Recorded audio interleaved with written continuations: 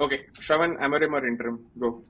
I think he's not going to get sacked. If one, I don't think they'll be in a relegation battle, even Okay. despite their heavy fixture list. I don't think that's going to be that bad a scenario, because honestly, the player set are not gelling right now. But individual quality wise, they're not a bad team. They have a fairly decent team to look at, right? Okay, that is big. I mean, they're not useless. They can do things on the pitch. Like Bruno is actually a top quality player in my opinion. You guys may not agree. Like No, I individual agree. skills, he's good. Then Ahmad is a really good player. I honestly would want to have Ahmad in my team if I can. Right? Like one United player I would want is Ahmad right now. Garnacho on his day can do shit. Like Rashford is the last cause. But yeah, generally Ugarte is a good player. Uh, Masraoui is a good player. Yeah. They have quality, right? So I don't think it's going to get that bad that they'll get into like a relegation battle. But it is going to be what I see is they'll likely finish in the bottom half of the table or maybe just about scrape through in the top half.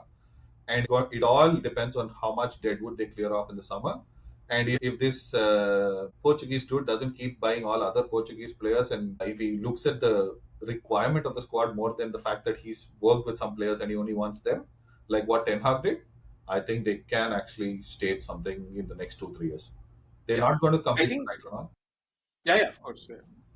For me, I think that is probably the key point with Amorim. It is the deadwood piece, and I think that is going to be so crucial. And I also think that cannot be solved in two transfer One windows. window, yeah. It's like a 3 or 4 where you naturally build it. And the examples are obvious, right? Klopp with Liverpool, Arteta with There's a Arsenal. You difference need there, though. There's a difference there. So the difference between what Klopp had to do, what Arteta had to do was they don't have the kind of revenue streams that United have. So United can actually let go of people faster than other clubs like Liverpool and Arsenal and take a loss for a year because the revenue streams are that good that they can cover up those losses under like fair play rules. So if these guys who are on inflated salaries take like they prioritize football and they're like, okay, fine, I'll move to another team just to get some playing time. I don't think it's going to be a 3 4 window effort for them. It's probably going to be a 1 or 2 window effort. So the reason why I say 3 4 is because a rebuild of a squad I feel should be over that for time period. I don't think you can bring 10 players in one window, have one preseason and turn it around. It should be like department after department. That is probably the right way to rebuild a squad, in my opinion. Let me wrap it up before I hand it over to Pusha. I was trying to see like the team itself, right? As I think we spoke about this in our previous episodes, right? So Amarim is going to play 3-4-3. That is what he knows. That is what he will bring in. So they don't have the personnel right now to play that, right? And on top of it, they have players who are deadwood, like you said. So Shravan, in my opinion, Onana needs to go. Delete needs to go. Lot of these Then it players just need. came in, dude. Yeah, exactly. But he should not have in the first place. My initial take is Amarim is here to stay at least for one season, at least one full season. Okay. But then he's got a lot on his hands, and then the management isn't making it so easy as well. They are now going to have a new sporting director, another set of changes. But obviously, he knew what he was getting into, so you can't have any soft corners for him. Yeah. Let's look at this in several dimensions. Number one, where they are at right now on the table, they are. I'm not saying that they're going to get relegated, but it's as big as an insult for them to be right above the relegation zone, sitting in the 17th place. I consider that as probably every season they keep hitting that lower limit, saying that, oh, this is the lowest the United has finished like since 1980 or something like that. This keeps happening, and I have no way of looking at it outside. Then it's going to happen this year again. That they're not going to finish on 13th, which they are at right now. I have a feeling that they're going to sit 15th, 16th. That's my personal opinion. Too much, man. That's too much. Let me give you my rationale. The button right. Yeah. Yes, sure. Yeah. More conflict. Okay, tell. Manchester United is sitting in the 13th, from 6 points away from the 17th place. 6 points. Okay. They have Man City away, Bournemouth at home, Wolves away, Newcastle at home, Liverpool away, Southampton at home, Brighton at home, Fulham away, and Crystal Palace at home. realistically, tell me how many points they're going to get from this entire set of like the 10 games I've given you guys. Maybe 3 or 4. That too from the draws, Oh. not from the wins. The Yeah. maximum the points they're going to get is out of the Wolves game because they are like, Wolves are not doing They're great. good enough. They're good enough to beat Bournemouth at home. They're good enough to beat Wolves away. They Have will. you seen Bournemouth this season? Yeah, I'm still telling Have you. you seen Bournemouth? United. I'm not saying that Bournemouth is like most difficult team United is going to face. In the current situation with Amorim, the way he has been doing and the squad he has, I do not see him winning against mid-table, like so from the sixth to the teams. I do not see it. Maximum they can get it is a draw. The people who are below them, yes, they should probably win against them. But I do not see them scraping through, like, some 2-1 win against like a Newcastle or something like that. I do not see that happening at this moment. Realistically, this will put them in a very bad position come January end. So we will have another conversation around end of January.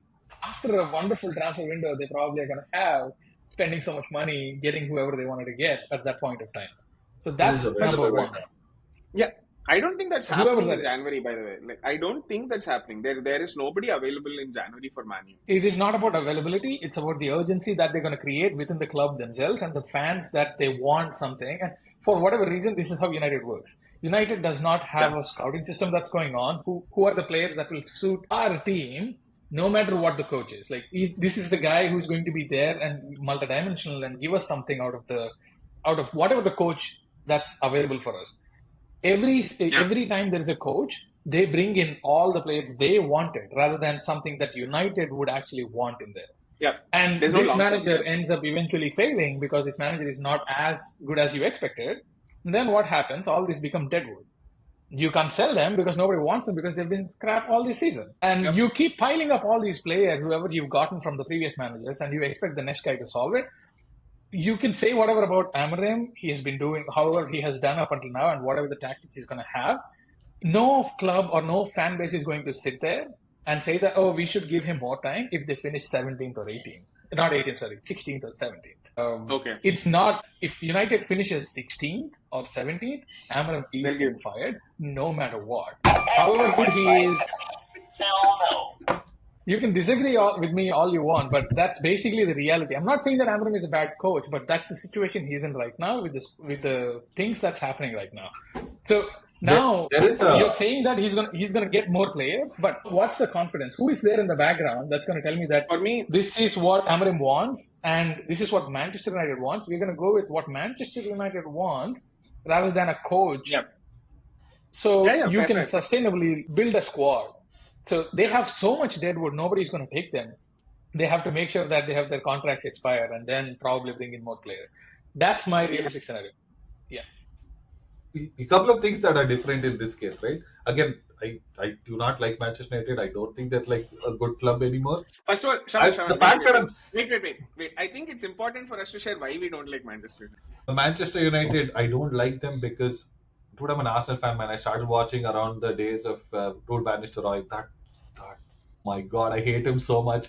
I hate seeing his face even now. Anyway, I don't want to cuss because, like I said, my nephews might start watching, so I am not going to. We'll go for it. Still, okay. No. So the difference I'm seeing, right? There are three key pieces of difference than what Pusha said.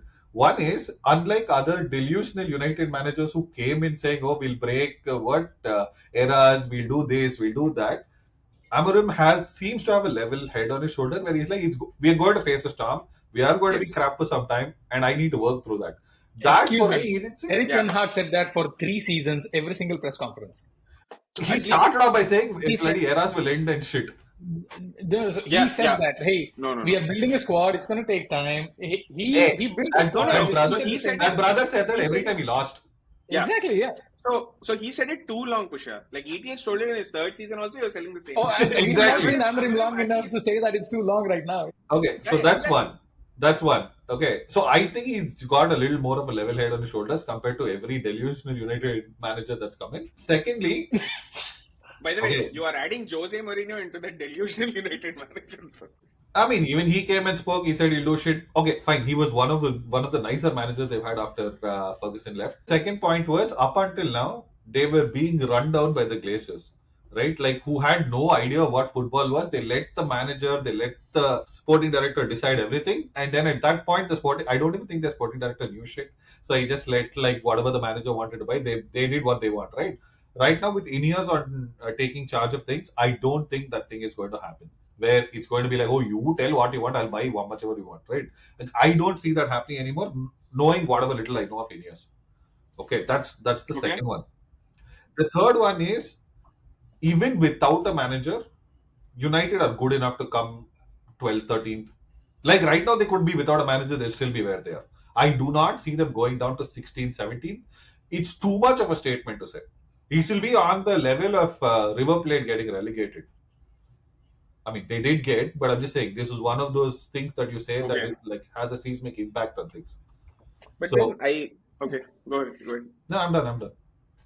Okay, so yeah, for me, I agree with your first point. Like those first two, three interviews, right, from Amarim, they have been a breath of fresh air.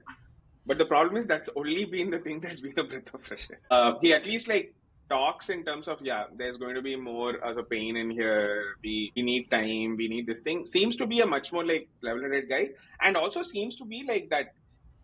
What do you call that breed of like that modern manager, right? Who's out there who wants to talk of like tactical stuff. Like one piece that I really so liked when he shared is like the first thing that I want to impart in my team is everyone needs to know their role, and they need to know their role when they have the ball and when they don't have the ball.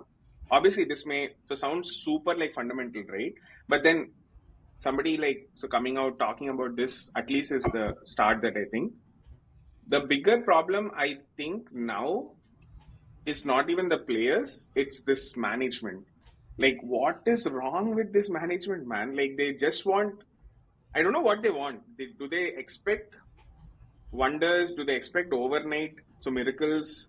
Sometimes it feels like that's what they want. Sometimes it feels like that's not what they want. They're in a world of pain. To Pushya's point, whether they'll go 16th, 15th, I will say that's a bit too extreme as well. I'll agree with so Shravan there, but then it's Man U, guys. Anything can happen. Whatever that he has shown in this, like few how many ever games that he has had, does that give you guys any hope that Amorim is going to be more than interim? Okay, there's no hope. No one cares. Okay. Right? I think he's good enough. I think he's going to be successful to a certain extent at Manchester United, but that brother has to learn how to play outside of a 4-3-4-3. He's going to get That found out at the end of this season, whatever happens, and after exactly. it's going to be difficult. Get Pushya. your hell no button ready. I Bye. don't doubt Amarim's capabilities, but he has stepped into the role with some of the worst fixtures in a row that's coming up. That's my concern more than Yeah. Amarim's capabilities at this point. And his new methods have not come into their heads, like the players' heads. It's going to be a learning process, but this is one hell of a fixture list to learn through new tactics and actually do something. Even if they're getting productive, they're getting better. Like maybe young players like Amadi even showing up even better, Garnacho even showing up more consistently, Bruno not making silly mistakes. But my worry is more about the fixtures rather than Amarim's capabilities at Sorry. this point. And I want him to be there for the long term, but I do not see it happening beyond this season for now. Ooh, Yeah, nice. yeah. Okay. Okay. So Pushya says Amorim is interim. Shravan says Amorim is here to stay. I also say He's there. Amorim is here to take.